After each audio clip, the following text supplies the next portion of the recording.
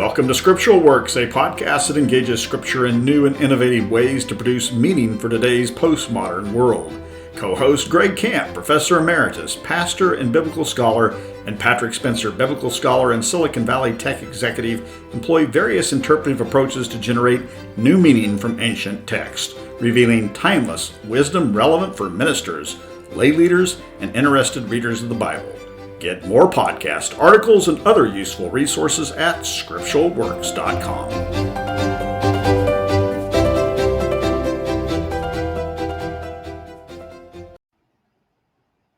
Welcome back to another episode of Scriptural Works. I'm Greg Camp, and I'm here with my co-host, Patrick Spencer. We're very excited to be continuing our work on The End is the Beginning, a series where we're looking at the endings of the Gospels and Acts.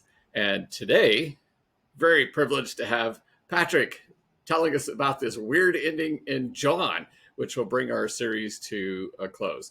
So today we're diving into this very fascinating double ending to John. He gets done, and then suddenly he says, "Oh, wait, and there's more." We've got to figure out what to do with this perfect conclusion at the end of chapter 20, and then he doesn't stop. My kids, the gospel that never ends. Usually the kids are saying, "Dad, you're just like that." And this is a paper that I still have in my files that Patrick started on years ago when we were students together at the Graduate Theological Union in the 90s on narrative intertextuality in John 21 that he had published in JSNT, Journal for the Study of the New Testament, and then followed up with another one focused on the practical outcomes in the Stone Campbell Journal a few years later. And of course, he continues to refine it, and we've had some wonderful discussions on this. So as we launch into this, there are a couple of key points that we want to cover today. One is that John creates a definitive conclusion at chapter 20, verses 30 and 31. Then an entirely additional chapter. What's up with that? A second key point is that there isn't the typical epilogue structure involved in this. It's essentially restarting the ending process again, the song that never ends, in this case, the story that never ends. It creates a dual closure that serves two purposes, it seems. One is evangelistic in chapter 20, and the second one in 21 seems to be more about community formation. So I want to hear a little bit more about what you have to say about that, Patrick. Another key point is that compared to the other Gospels, John alone creates the sense of narrative restart. Of course, Mark has a truncated ending. Matthew's kind of the most normal. Luke ends it, but then he begins the next book, Acts, with that same ending. So John's got his own unique feature to this. So this restart can disorient. I know it's disoriented me as I've read through this and tried to teach on it or preach on it. But the reality is that there are, in fact, a lot of gaps that haven't been closed by chapter 20 that I want to hear about how you think 21 is closing those gaps. Along with this is a notion of literary disruption. I think the readers expect the gospel to end at chapter 20, verse 30 and 31, based on the explicit purpose statement done in the first person about what this has all been about. Close it up. Let's go to dinner. But chapter 21:1 shifts back to the third person narration with a disjunctive meta tauta. After these things. I want to know, what are after these things? What's these things refer to? And it creates what Wolfgang Iser, who's a great literary theorist, calls a blank in reading. So Patrick, you're going to have to fill me in what this blank in reading is. It's been a long time since I've read Iser. But before we launch into these things, I want to give you a chance to give a word from our sponsor, ACU, which is also your alma mater. Yeah.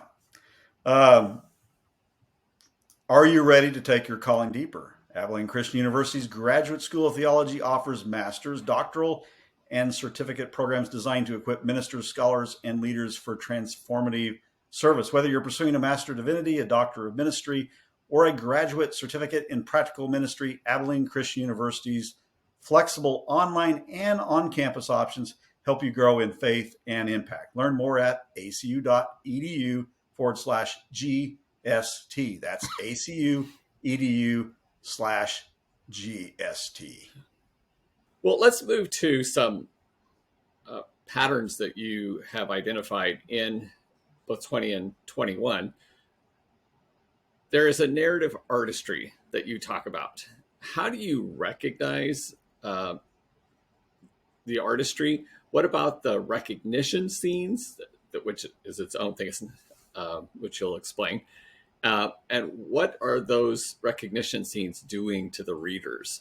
How do we recognize a recognition scene? How's that?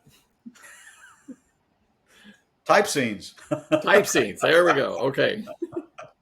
As our Bob Tannehill argued way back in his Luke Acts volumes, and Robert Alter in the Old Testament, who we read as well. So before we get to that, there is a lot of artistry that goes on in 21, which is maybe what got me so excited about writing that paper for our doctoral seminar and then pursuing it for publication. And then I should have just done my dissertation on it. I might have gotten done earlier. I've done so much work on it already. But there's a lot of really interesting literary work that goes into the writing of 21, whether it was, the original part of the gospel and there's just one edition, or it was added after the fact. It doesn't matter because it has some of the same impact literarily and a reader response standpoint as it would whether or not it was part of the original gospel. It's part of the gospel we have now, so we need to read it accordingly. Now, you mentioned Ezer, and he talks about gaps and blanks, and gaps are those places where there's a gap in the narrative, right? There's a question, there's something missing that has not been answered in regards to the narrative, and the reader needs to fill that. Either there's something subsequent in the narrative that allows them to fill that gap, or there isn't anything and they have to come up with what that actual answer might look like. A blank's a disruption. And that's what we have going on here in 21, where, after these things, what? We just got done. I thought the thing was done. I read, verses 30, or I heard it, 30 and 31, and we're done with the gospel, right? But that's not what happens. It keeps going, and there's, they're fishing. What? Did they not read what just happened? Where were they? Peter was there. The disciples were there. What are they doing? So it's quite disruptive. Now, there is some continuity between the first inning and the second inning, however you want to read it. So the first inning is in 20, verses 30 and 31. And then the second inning is in 21. And the final verse is in 24 and 25. And I think we're going to throw, for those who are watching the YouTube video, you'll actually see that up on your screen. And there's a connectivity between those when you read them alongside of each other. We won't read them verbatim here. You can look at them after the fact. But, both talk about writing. Both talk about many other something, many other things, many other, etc. Jesus doing these things. Books, right, appears in both of them, or book appears in both of them. It seems Chris Keith has an interesting article that he wrote in, I think it's CBQ, about 10 years ago, where he argues that John, what was he aware of, right? There's these other things that he thinks are out there. And he argues that it was probably the Synoptic Gospels and Edgerton Gospel, maybe. That's a podcast for a different day. But there are other Gospels out there, probably the ones we know of, Synoptics. And he's alluding to them. You know about these things. And he's trying to write something that's better than those Gospels with, his Gospel, with 20 and 21. And he's saying, I'm writing something better than what exists. Read my Gospel. And moreover, I've written so much that there's, you could talk about this forever, but no one's going to surpass what I've written. So I've written the ultimate gospel. And what I've said, it's done. You don't need to write anymore, which is quite interesting, right? The big throwdown, right? Exactly. Now, you do have 20 and 21 when you read the chapters in their entirety, and just not those those epilogues that come at the end of both of the chapters, it is interesting to compare the two. So in the recognition scene in chapter 20, as you spoke about a moment ago, there is a recognition scene that's going on, right? Where and you see these paralleled in other texts outside of the New Testament, even in the New Testament, where you begin to have, similarities in terms of sequence and what's happening. So readers will recognize it as, oh, that's a recognition scene that's taking place. And there's two individuals primarily involved. We'll talk a little bit about the very first part of 20 here in a second, and Peter and the beloved disciple and so forth. But you have Mary Magdalene and Thomas, both who go through a process of recognition and understanding. So Mary Magdalene, she's there at the tomb. She's weeping. She's crying. She's experiencing grief, right? And there's sensory details there, 20 verse 11. She sees, which often happens in the Gospel of John, but doesn't fully recognize. But then he calls her Mary, and she does recognize at that point. But she initially, before that, thinks he's the gardener. So there's that mistaken identity and everything that's going on that's kind of typical of John's Gospel. But she goes from grief to, not recognizing him, to misrecognizing him, to, wow, this is who he is. And then Thomas, it's similar in a way. You have absence, doubt, and then you have his Christological confession, my Lord and my God, in 2028, right? So both of them go from not believing, grief, and so forth, to actually recognizing and confessing Jesus. And then you have that fancy little epilogue. And he says, those who, believe without seeing are blessed, which serves as a bridge for Johannine readers, in our opinion, because this is late first century. So most of these people, nearly all of them, other than maybe the beloved disciple, if he actually existed and he's writing this thing, he's still around, he never did die yet, which we talk about in chapter 21, never saw, right? They're blessed because, unlike Mary and Thomas, who had the benefit of actually seeing, touching, and so forth, the physical touching that goes on with Thomas, they don't have that benefit when it comes to their belief. So that's chapter 20, which is really quite interesting. And if you just ended the gospel, in my opinion, with chapter 20, it completes a lot of things and it sort of stands on its own. But then we have 21, which is very disruptive initially, because you have all this believing, you have it all wrapped up, a nice package there with the epilogue at the end of 20, and you think you're done and dusted, and all of a sudden, after these things, and they're out fishing. What in the heck's going on? Well, are there gaps that are left? Does it really conclude quite that neatly? Are there a few things that are left unsaid, or that curious minds want to know? One could argue that, right? And there's a couple elements that, and maybe it's partially, the perspective from which you read it as well, right? So if you're reading it from the perspective of John 21, you think, yeah, these were gaps. But if you're reading it from chapter 20 without 21, maybe these aren't such big gaps and they don't even think about them. But probably the biggest one that most people talk about is Peter's portrayal, right?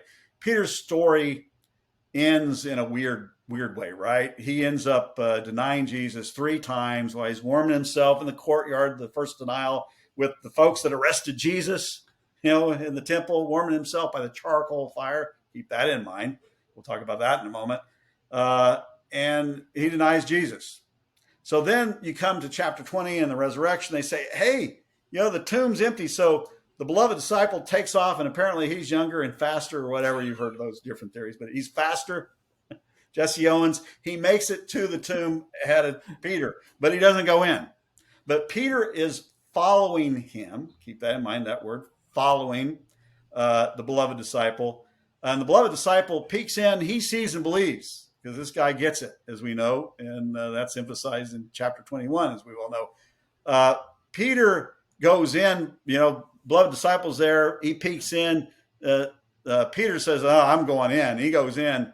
But no mention of belief is noted in chapter 20 on the part of Peter. He just what happened to Peter? Did he believe? I don't know. Doesn't say.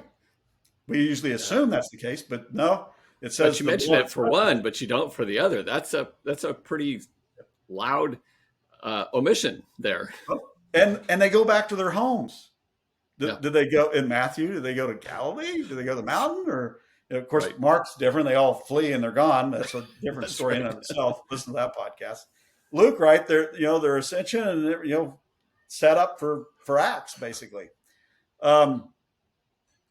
So the post resurrection scene maybe is another one where you could say there is a gap. That would be the second area.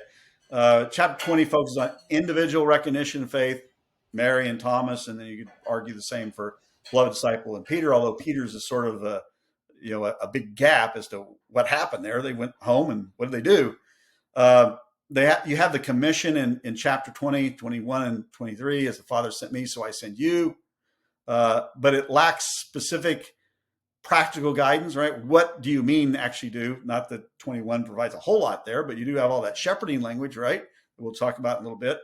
So that's one additional gap that you could talk about. And then, they have the beloved disciples' ultimate fate, where, he's not going to die. He's going to get old. And Peter, it doesn't concern you. You nosy busybody. Right. That's my interpretation. So you do have a few gaps there, but in reality, 21 is quite disruptive, and we're going to talk about that in a minute.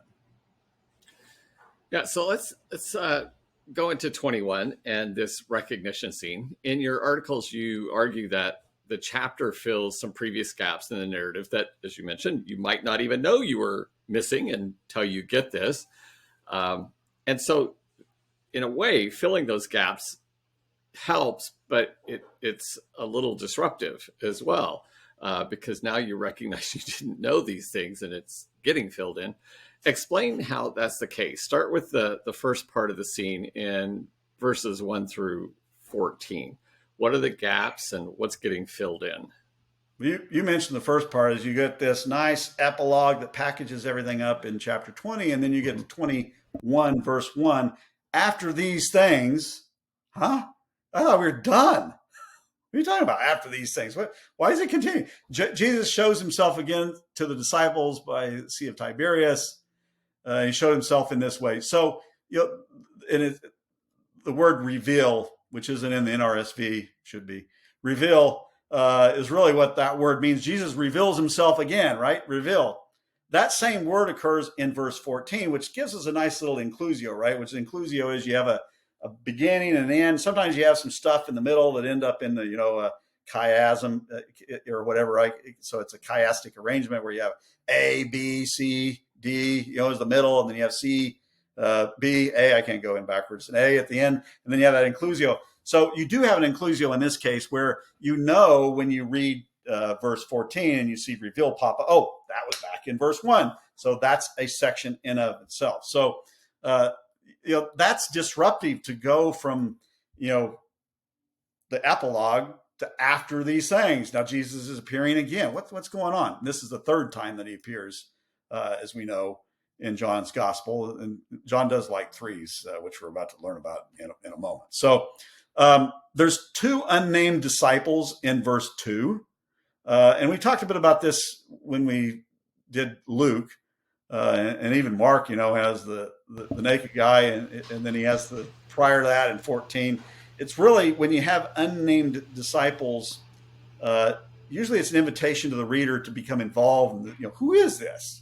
Who was this? Right? That's what I'm going to ask. What's the ancient reader or listener is going to wonder as well. Well, who was that? And sometimes they find out, and sometimes you don't know who it actually was. So there's two unnamed disciples in 21 verse 2. And then this weird thing, right? You think, well, he's appeared twice. They've seen him. He's appeared. Thomas stuck his hands in everything, right? And they're going to go fishing. What? That is so weird. Really weird. Why in the world are they going to go fishing? So then you have to ask fishing. Well, the diatessaron, we read the Gospels all together and mesh them together, right?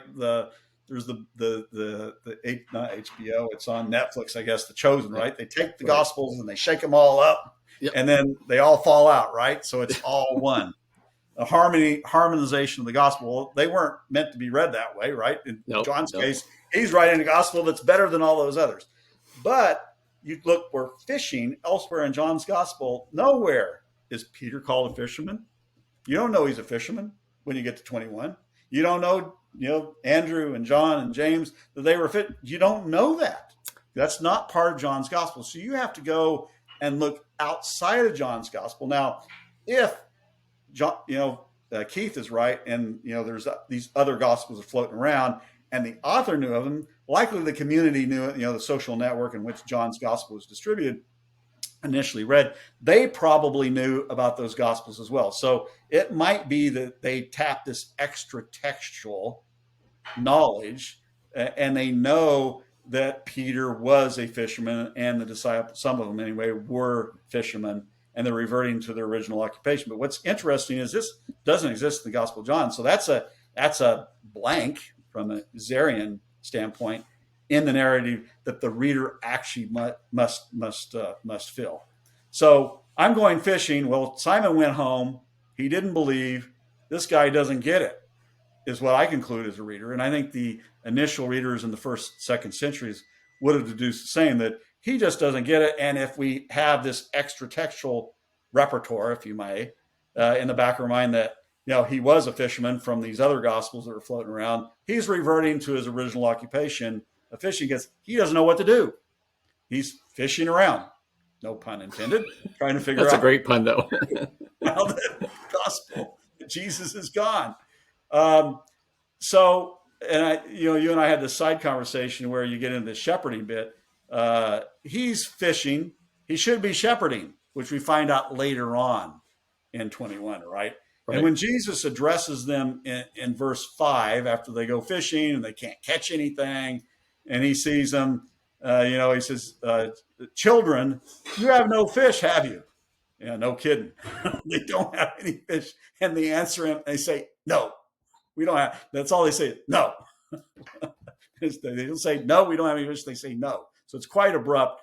And the fact he's calling them children calls back this concept that they're still learning. They don't possess the knowledge that they need to have yet, which you get from, if you read John chapters 1 through 20, you get that. Now, this great catch. You want to talk about that, Greg? Can't get away without talking about the great catch. Oh, absolutely. There's wonderful things here. You got to throw the net on the other side, and how many fish get caught, and how much is it weighing? And this is a great scene. Yeah. Don't ask me about the 153. You are, I think. Curious minds want to know. So in verse 9, Jesus says, do you have any fish? Now, he uses the word exarion. I don't like to use Greek too much in these podcasts because not everyone may know Greek. But, when you see fish, when you read chapter 21, you see fish, fish, fish, fish, right? There's two words for fish used in chapter 21. And I believe intentionally done so it calls a response on the part of the listener, because they all listen to this. They largely didn't read it. They were listening to it being read in a community setting somehow. It calls, where did fish occur earlier in the gospel? In this case, what happened back in chapter 6 during the feeding of the 5,000. We'll talk about that in a moment. But it also points out that lesson, and that, you read chapter 6, is a long chapter. And, Jesus doesn't have these long diatribes where he's never interrupted like he does in Matthew's gospel, and a lesser extent in Luke's gospel. There's a lot of dialogue that goes back and forth, as we know when we read John's gospel. But chapter 6 is a very lengthy chapter with a bunch of ongoing dialogue and miniature speeches that take place and so forth. And one concludes, when Jesus says, do you have any fish? And they say no, they must not have gotten the lesson, right? Because the word for fish that he uses here, exarion, is the same word used for fish back in chapter 6. But when you look at the word that's used for the fish that he's cooking on the fire and that he actually feeds them, it's a different word, extheuion. So that difference in the name, the word fish, actually has a very intentional reader response impact when we look at the passage. Now, after the great haul of fish, to the point the nets are breaking, which then turn out not to break when Peter by himself hauls them ashore. The beloved disciple recognizes Jesus and tells Peter, that's Jesus. So Peter, it says is stripped down. So he's going to jump in and he's going to swim to shore. Well, if he had been dressed, he would have taken off some clothes probably. But no, he decides he needs to gird himself. He needs to get dressed, which is a comical scene. There's a lot of comical scenes in the Gospels when you read them in their entirety and you understand the underlying literary as well as historical, sociological nuances.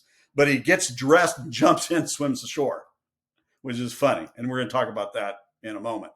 Now, the disciples get this big haul of fish to the shore, and they find Jesus by a charcoal fire. When did we last see charcoal fire in the Gospel of John? Well, in 18, when Peter denies Jesus. He goes to the courtyard, he's warming himself, and so they say, hey, no. I didn't know. He does it 3 times, right? And the meal Jesus has prepared at the scene, in verse 13, it recalls chapter 13, in my opinion, which is a final meal scene with Jesus and his disciples before he's arrested and crucified, as well as various Old Testament meal scenes as well. So you look at like Genesis 26 and 31, Exodus 34, Deuteronomy 27. Those are like final meal scenes that are the send-off, which one kind of assumes is what's happening in this case. One reads it intertextually as such. Sorry, I have to keep turning my mic on and off, muting because there's some background noise. So Peter jumps in, gets his clothes on, heads to shore. It's like, oh my gosh. But there's something that happens to him when he gets to shore. Which is a blank, by the way. If you read it from an Ezer standpoint, that's a blank. Why would he put on his clothes? And you're going to find out why from at least the narrator standpoint, why they said that, because it's sort of explained indirectly with some of the subsequent narrative. Go ahead. Sorry. Right. But he's going to, if he's been clueless to this point, which is why he went fishing, there's something not quite right. But he gets to shore and there's something else that happens. There seems to be some sort of a restoration. So the centerpiece of 21 seems to be Peter's restoration. So walk us through how the narrative works and what some of the echoes that you've heard are doing there to help you clue in on what's going on. No, that's good question. So to understand that, I think you got to look at Peter's characterization. So, where has he popped up in the gospel, chapters 1 through 20?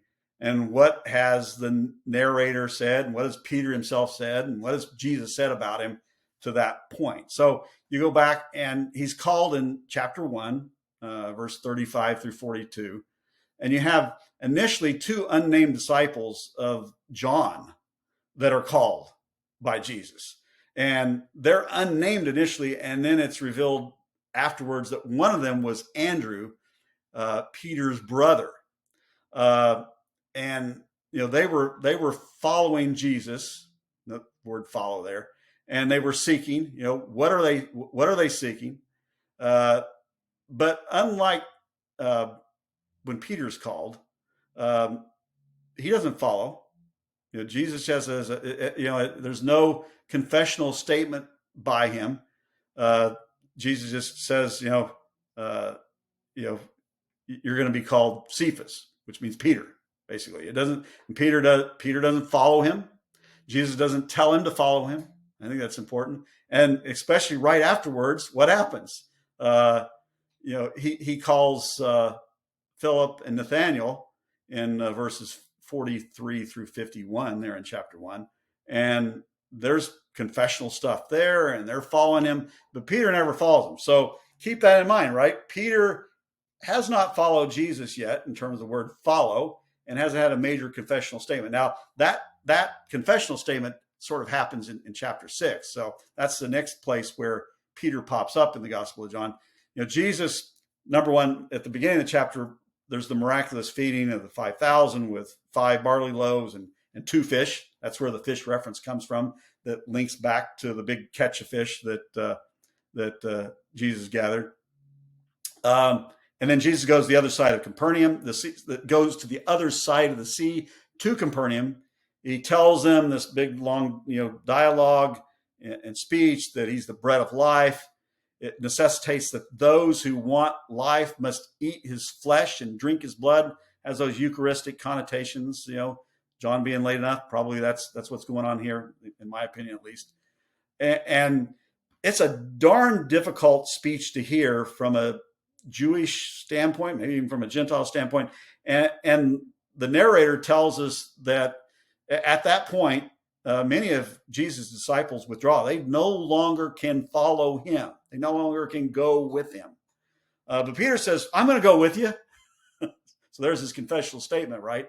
And says that Jesus has words of external life and is the Holy One of God. That's in verses 66 through 71, which sort of finishes up that chapter. So you have Peter, sort of getting it. Others are departing and they're not willing to follow Jesus any longer because the words he speaks are darn difficult to hear and they can't follow and go with him any longer.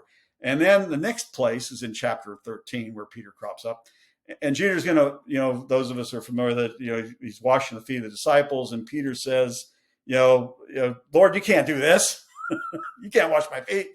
And he says, yeah. And he explains, well, then, do my head and my hands as well. He's into immersion, I think. So that's the first part of the chapter. So Jesus then speaks about this new commandment that is embodied in the concept of love in chapter, which is set off with him washing the feet of the disciples when normally it would be the opposite of what actually should have taken place, right? And he says, well, you're not ready to follow. And in Peter's case, he tells him, you're not ready to follow. Peter wonders, where are you going? I'm going to go with you. I'm going to follow you there. Remember, Peter hasn't followed Jesus yet. Nathaniel and Andrew and others have, but not Peter. He has that confessional statement. And Jesus in 13 predicts the threefold denial that occurs in chapter 18. Peter's going to deny him. His failure will be predicted in this case. Then you get to 18, and Peter, while he's sitting by the charcoal fire, which is echoed in 21, where Jesus is cooking on a charcoal fire, he's confronted initially by a servant girl, and then he denies Jesus 3 times. And then you get to 20, and we talked about that, where Mary Magdalene tells Simon Peter and the beloved disciple, the stone's rolled away. This beloved disciple takes out, outruns Peter, gets there, and we already talked about that. So then it ends, right? So in this scene where Jesus confronts Peter, verses 15 through 19 in chapter 21, I would argue there's a couple elements here that have that backward echo, intertextual, retrospective echo back into chapters 1 through 20. One's the charcoal fire, which we talked about, right? It deliberately evokes Peter's denial scene in chapter 18. It only occurs in these 2 places in the gospel. In fact, in the New Testament, for that matter. And the repetition takes this site of denial into a location of restoration, if you may, right? And there's a very specific reason for that vocabulary choice. That could call it a different word than fire, right? You didn't have to bring it up, but he does, and it's intentionally done to redirect the listeners of the gospel to reflect on what took place earlier in chapter 18. Now, then you have this threefold repetition of questioning, right? After the inclusio, which notes it's the 3rd appearance of Jesus. All these 3s. Now I have another 3 in this case. And there's a direct connection, obviously, with the threefold denial in 18. There's threefold questioning here. The reader absolutely will pick up on that and reflect on what happened in 18 and now what's happening in 21. Jesus uses the word Simon, son of John, in all 3 instances in this questioning. And this is the only time in the gospel where Simon, son of John, is used in reference to Simon Peter, which definitely redirects the reader back to that original calling and the fact that, did he follow Jesus? Did he not follow Jesus, right? Others followed Jesus. And then guess how verse 19 ends? If you're reading in your Bibles, you'll know, what I'm talking about in a moment. Right? So, the first question Jesus asked Peter if he loves him more than these things, right? Mm-hmm. What are these things? It could be one of three things. One, we have no idea, which might be the case. These things, I don't know what they are. I'm not so certain that that's how one would have read. I think now, in fact, I don't think that's how one reads. Very rarely we say, I have no idea. You're going to say, well, it's this. And there have to be a couple options. It could be the other disciples. You love me more than these other guys, these other five guys who were there, right? Maybe. But I think it refers to the fishing. And I think you agree with me on this, Greg, right? Yeah. That, here he was. It's very disruptive. He went home. Now what? And he goes back to fishing, which is a difficult occupation, but it's not near as hard as shepherding, which we're going to talk about in a moment, right? Mm-hmm. So I think these things refer to what he did before. Now, there's those who are familiar with chapter 21 will know that there's these two words for love, agapao and phileo, that are used interchangeably, some argue, and there's no difference between these two. And that's the belief of some, and some say that there's nothing going on here. They're just being used interchangeably. Jesus uses agape in the first question, the second question. The third question, he switches to phileo. Peter uses philo in 1, 2, and 3 in all three instances. And I believe there's something rhetorically from a reader response standpoint, narrative standpoint, that's going on here, which we'll talk about in a moment. I disagree with those who say there is no difference and it doesn't mean anything. Definitely not the case in my opinion.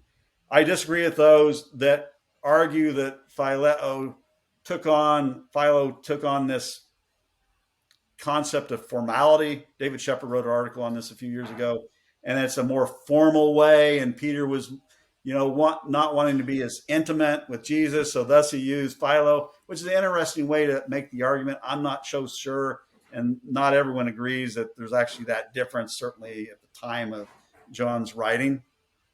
So Jesus switches to using phileo in his third question.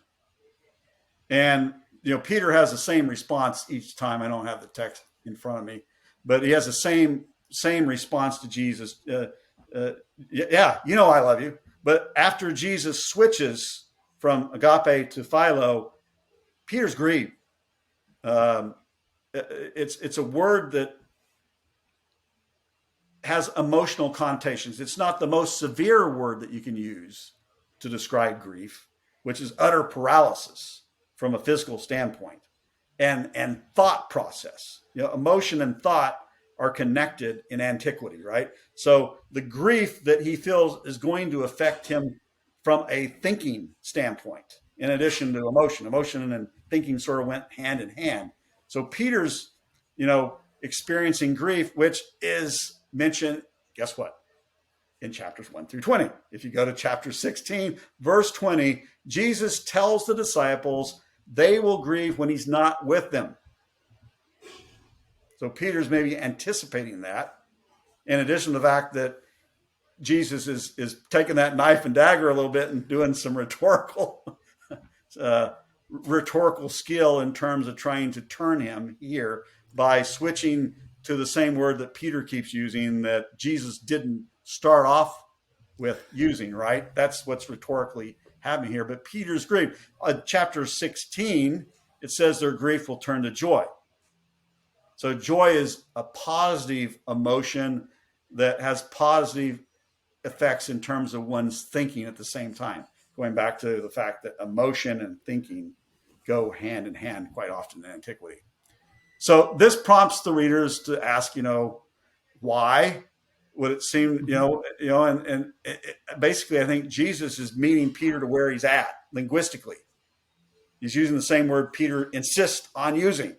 Right. He didn't switch the second time or the first time to the word that Jesus used. He used philo instead. I think that connects with him from a text. This is about as far as you can get from a psychological standpoint in understanding characterization in text as almost anywhere in the New Testament, in my opinion. Now, there's one last point, and I promise to be quiet. I think it's worth mentioning. There's this twofold command in verse 19 as Jesus wraps up that initial conversation with Peter, where he has this, comments, you're going to be girded and so forth. We'll talk about that in a minute. But then he says, follow me. That's how it ends. Follow me. And then it appears in verse 22 again. It has intertextual ties, in my opinion. It echoes back to the two disciples of John the Baptist, as we mentioned a moment ago. They follow Jesus in chapter 1, verse 38. They follow him. Andrew, Simon's brother, one of the two disciples, in 140 follows Jesus. Jesus tells Philip to follow him in 143. Once again, Peter's not told to follow, and he doesn't follow at that point. Only at this juncture in 21, all the way to the end of the gospel, is Peter finally told, follow me, which is ironic and a narrative device, in my opinion. So that's one. Sheep follow the good shepherd, second of all, in chapter 10, verses 44 and 5, and then again in verse 27, which this has connections with, because we know from the use of the shepherd language and tending and the lambs and the sheep, there's a connection there intertextually. The listeners definitely will look back and read this passage through the lens of chapter 10. And then Peter, as we talked about in chapter 13, he wants to follow Jesus, but he's told he cannot do so at that juncture, but instead he's going to forsake Jesus in a couple chapters in chapter 18, right? Peter follows Jesus in 18 finally to the high priest's courtyard, but then what happens? He denies him 3 times. He fails in following Jesus. And then Peter in chapter 20 is following the beloved disciple. He's following him to the tomb. So, some interesting connotations there. One of the things that I noticed you described the careful reading of the text in this way is that the tendency that many of us have is to fill the gaps with the other stories as we know them. So when you say Jesus didn't follow him, it's like, what do you mean he didn't follow him? Jesus called them, right? He said, be fishers of men, follow me. And they drop their nets and they follow. That's in Luke. That's a synoptic issue. That's not a Johannine issue. John doesn't tell you that.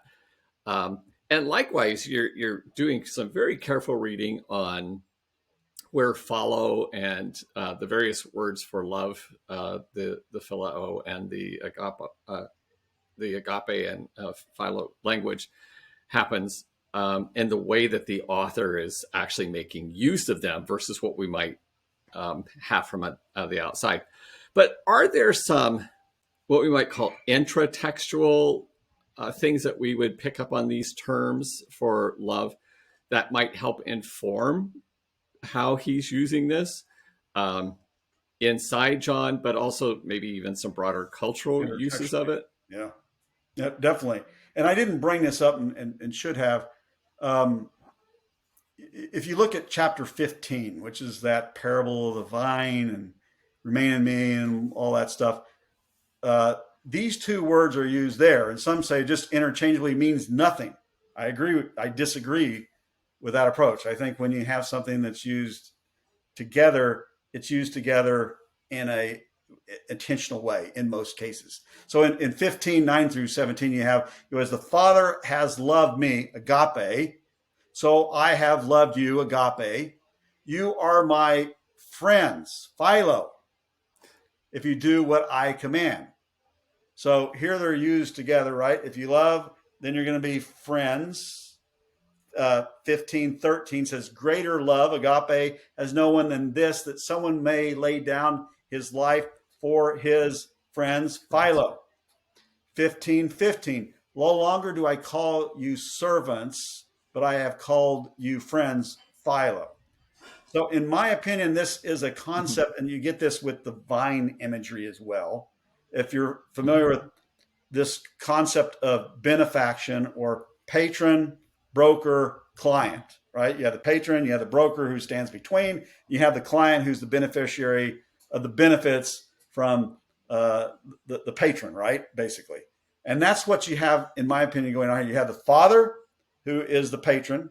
You have Jesus, who is the broker, and Jesus, sort of moves into that patron role, as a result of chapter 1, and then, as you progress through the gospel, obviously, and then, once the ascension happens, the resurrection happens, uh, uh, you see him move into that role more. But then you have, the clients here. In this case, these are the disciples, right? That are the beneficiaries of this love. So you have perhaps a play going on here in chapter 21 that looks back intertextually on chapter 15. I don't know if anyone's made this observation. I came up with it. Who knows? And this isn't actually in either of my articles, I don't believe, if I recall correctly. There's this dual use of, agape, philo, Peter's threefold use, blah, blah, blah. One, we have this understanding that patron, broker, client relationship.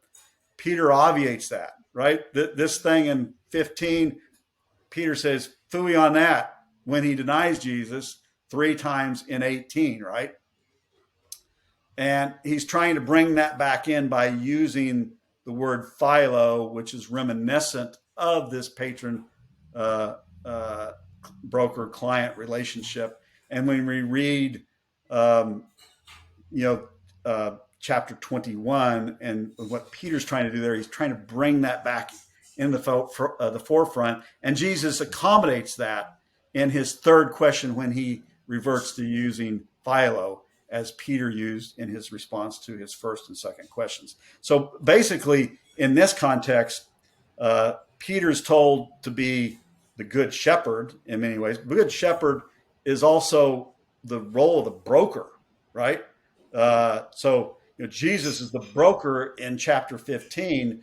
And then we look at this transition, the succession narrative, which we'll talk about in a minute, if it really takes that connotation on, where Jesus's role is shifted over to Peter, who now becomes the broker, as portrayed in this parable of the vine and the love and friends and so forth, Philo, in chapter 15. So that's intertextually. There is a intertextual, which means outside of the gospel, which usually is with the Septuagint. Not always. You have some extra uh, uh, literature outside of the Bible, extra biblical literature that is alluded. We'll talk about that in another podcast, not this one. But you have Proverbs 8:17 specifically that says, "I love," agape, "those who love," philo, me. And a guy by the name of Paul Aaron Himes wrote an article who said that this is assumed to be in the background of John 21 in the minds of the listeners, where Jesus is positioned as divine wisdom, commissions Peter within a broader biblical wisdom tradition, which certainly is effused throughout John's gospel, starting with John chapter 1, right? We have the banquet in Proverbs 8-9, which parallels John 21, where Jesus is feeding them the bread, fish. You have seeking and finding throughout John's gospel. That's found in Proverbs 8. And it also emphasizes reciprocal love between wisdom and disciples, which we see happening throughout John's gospel as well, which ends up being, the accommodation of, you put all this aside, it's still AB, AB, BB. BB being Jesus accommodates Peter and uses the word for love that Peter's using in this case. So yeah, that accommodation to it is it's a fascinating power dynamic that's going on there, but also relationship as he accommodates to that, and how much is Peter picking up on, or how much are the readers picking up on that accommodation? Yeah. But there's a final aspect related to this exchange that involves shepherding language. Now, extra textually, we understand Peter to be a fisherman, but now Jesus is saying, "Feed my sheep." what do you do with this? He doesn't say, go and be fishers of men, like the synoptic gospels say. So I suspect that you probably have another intra-textual connection for us here. Um, what's the sheep all about? Well, chapter 10. So you go and read chapter 10. The sheep appear there in verses 4 and 5, and then again in 27. Um, there's a vocabulary transfer of feed, tend, when you read, and then you have, lambs to begin with, and then the lambs become sheep. And the lambs are, young, and then they become sheep later on. So it's sort of a progression in terms of the discourse in chapter 21. Um, it's extension of divine ministry rather than independent human authority. It's a shift in identity where Jesus, if you read chapter 10, he's the good shepherd there. Jesus is the good shepherd. He's doing all this stuff. But now, who's doing that? As we talked about that broker concept in chapter 15, now becomes, Peter is the broker. Jesus is now up, in the position of patron, and he's the broker, stand between the clients, those he's helping, those who are the sheep. In this case, you have broker, good shepherd, Peter. So Peter is taking over for Jesus in this case, in my opinion, the way the narrative plays out and the listeners perceive it as such. You made the note that, fishing is sort of you go out and fish, you throw the nets over the right side of the fish, or ship, boat, and you catch some fish, you go home and you sell them and you're done. Shepherding is, a lifelong endeavor of taking care of these sheep, feeding them, tending them, from lambs to actual sheep. And that's what goes on here. Is it's a pastoral commission, if you may, Right. of Peter, and Peter taking on the mantle that Jesus previously held as the good shepherd in chapter 10. Yeah. And famously in Zechariah, you have the horrid shepherd who eats the sheep. The language that's used is all the opposite language that the New Testament uses of Jesus as the good shepherd who doesn't do these things. But now are you saying that that's being passed on to Peter and others? Yeah, I definitely think so.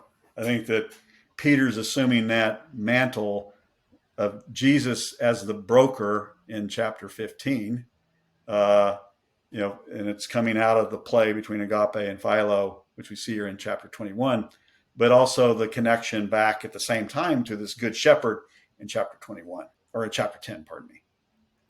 So are there other places intratextually within John where this kind of succession from the patron to the broker to the client, and there's the transitions, and then you hand on the job to someone else? Does that come up elsewhere in the gospel?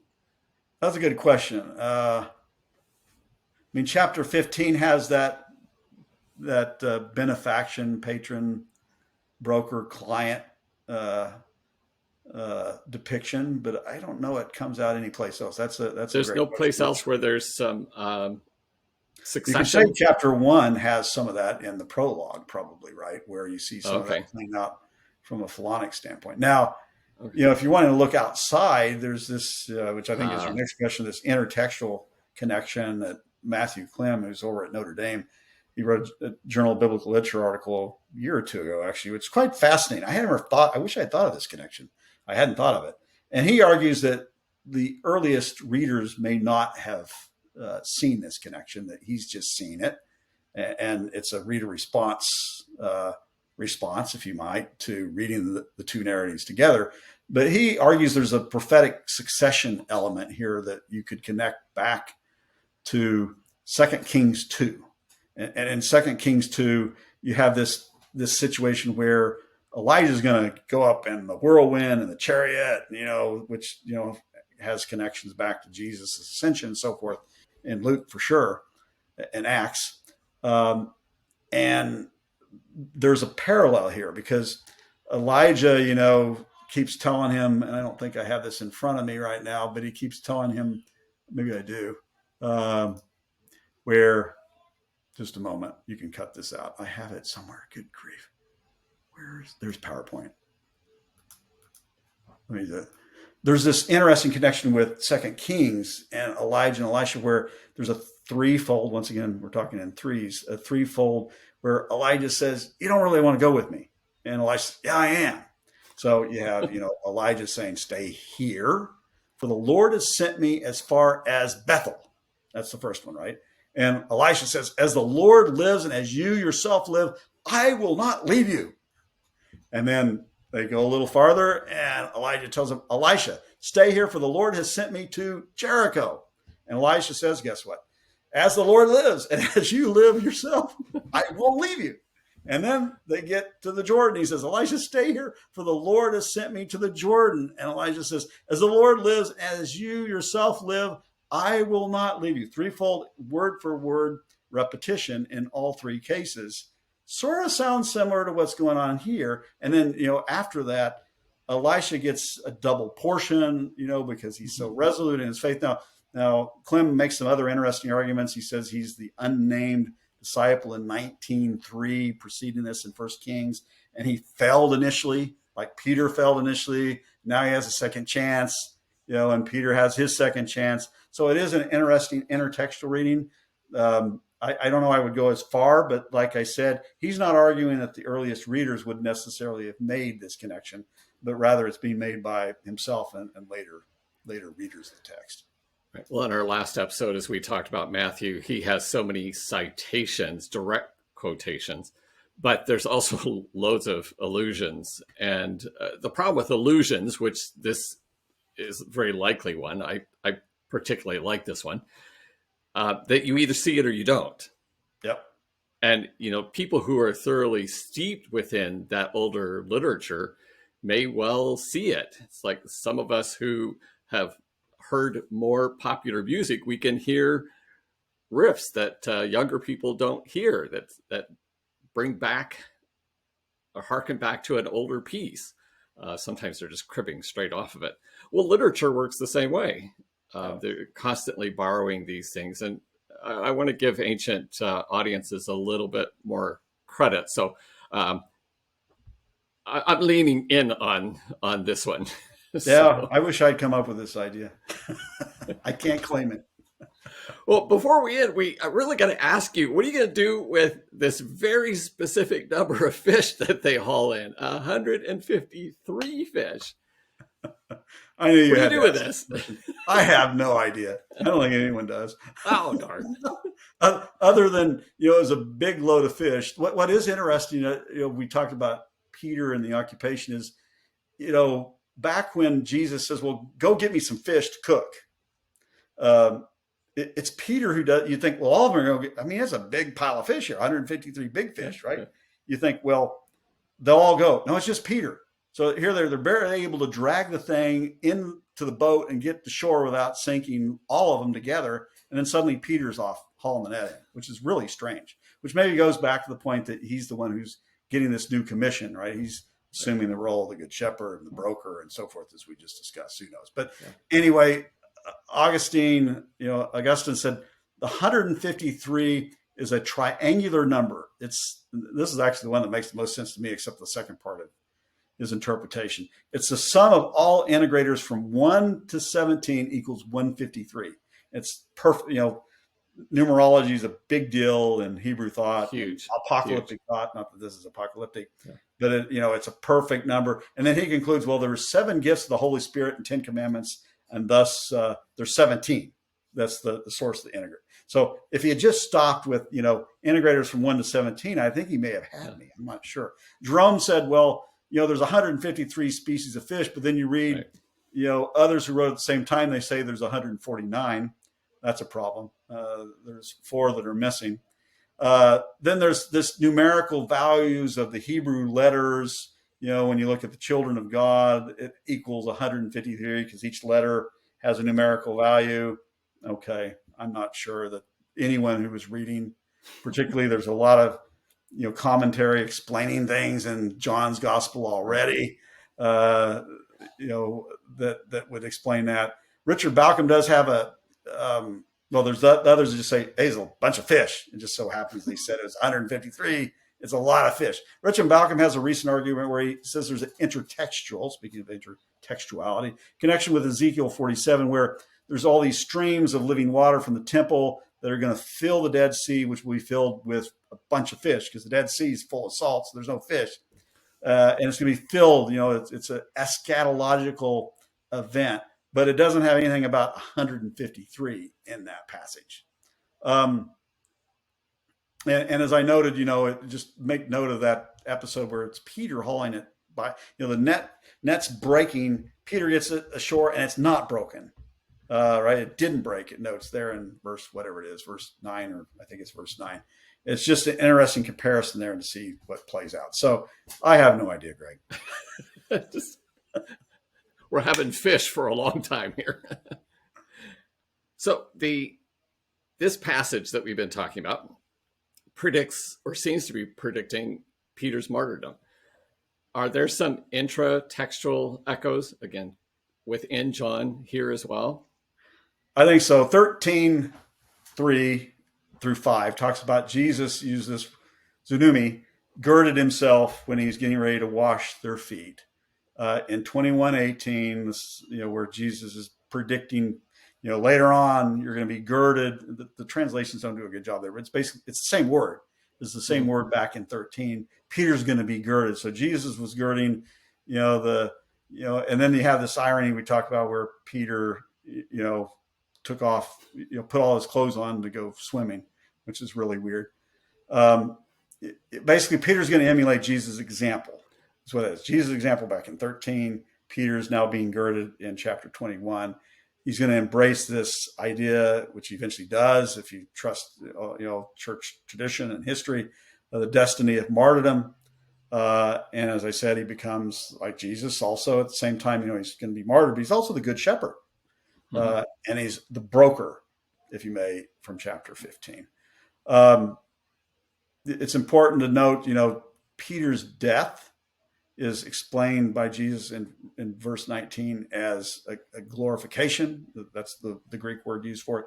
The same word is used to explain Jesus as being glorified and submission to martyrdom himself in 12:23, 13, right before Peter's outburst in chapter 13 there at the end, where he says that he's going to follow him, and Jesus tells him, no, you're actually going to deny me. And then in 17:1. So there's connections there, certainly, and you need to read chapter 21 through the lens, once again, of chapters 1 through 20 to really get the full meaning of it. In your second article, you explored the Eucharistic dimensions of John 21. Not everyone agrees with that particular take on that. How does this breakfast scene, because that's essentially what it is, function theologically? I mean, I'm not a fan of fish for breakfast, so it's a cultural issue, but there's also more that's happening here. Explain to us a little bit of what you see happening there. We talked about the difference in words for fish, right? So the fish the disciples caught, right? The nets are bursting, and then Peter running off and grabbing the fish is described with exthuion, which is in verse 6, 8, and 11. And then oxarion, the fish Jesus cooked on the fire in verse 9, and then actually distributed in a Eucharistic manner, in my opinion, later on in verse 13, is a different word. And that's the word that is used back in John chapter 6 to describe the fish. And thus, among other reasons, you have that connection back into the discourse in chapter 6. It creates a blank, when he uses that word. And because the word extheon was used earlier, and the reader has to ask why the change. And I think the answer is, trying to force me to remember what happened back in John chapter 6, the feeding of the 5,000, that really long discourse. And then you get into the Eucharistic type discourse of the bread of life and so forth, that was so difficult for everyone to understand, where Jesus talked about, you're going to eat my body, you're going to drink my blood, blah, blah, blah, which is what draws the Eucharistic parallels between the two texts, in my opinion. You also have bread. Right. Um, in verse 9, it's odd. It seems to be a secondary reference in 21, and then you Right. have bread at the forefront in verse 13 when Jesus, and fish is secondary and seems to be an afterthought. So the order is switched, which I think is done intentionally to get you to think about chapter 6, but more so to start to think about the Eucharistic connotations that are taking place in the passage. So they're eating together. Are there some echoes there, or how do you see that as a Eucharistic element where Peter's invited to eat together, especially around this charcoal fire? Yeah. Well, it brings back, I mean, one, he's separate, right? He hasn't followed yet. He's following other people. He tried to follow and he failed. Jesus told him he would fail in 13. Then he actually failed when he tried to follow in 18, right? In the courtyard. So there's a sense of restoration from individual rehabilitation to community reconciliation going on here through Peter, the charcoal fire.